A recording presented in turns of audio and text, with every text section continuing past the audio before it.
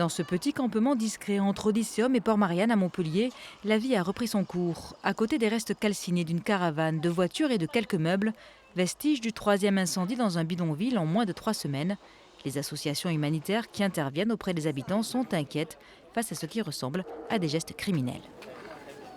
Pour la troisième fois, un incendie sur un bidonville avec à nouveau des habitants qui nous expliquent qu'il y a eu des menaces, alors précédemment sur Zénith 2, qu'il y avait eu des tirs de carabine en l'air.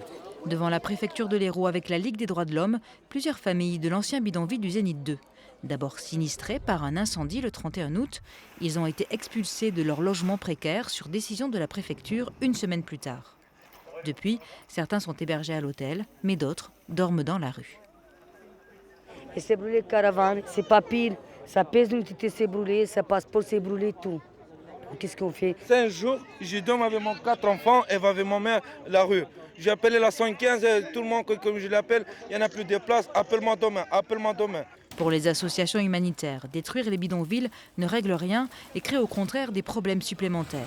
Une position que la mairie de Montpellier assure partager. Elle l'a d'ailleurs répétée lors d'une réunion organisée en préfecture cet après-midi à propos d'un autre bidonville.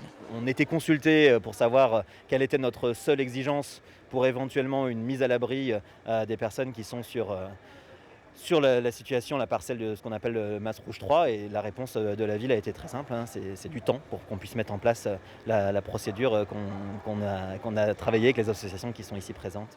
Mais pour la Ligue des droits de l'homme, malgré ces déclarations, le maire de Montpellier n'utilise pas tous les moyens à sa disposition pour s'opposer à la préfecture. Si le maire était vraiment opposé, il suffisait qu'il y ait n'importe quel adjoint qui soit présent le matin, puisqu'on lui a dit que l'expulsion aurait lieu, et l'expulsion n'avait pas lieu. Donc ne serait-ce que ça. Plusieurs familles roumaines ont déposé plainte auprès du procureur de la République. Elles demandent l'ouverture d'une enquête sur la série d'incendies dont elles ont été victimes.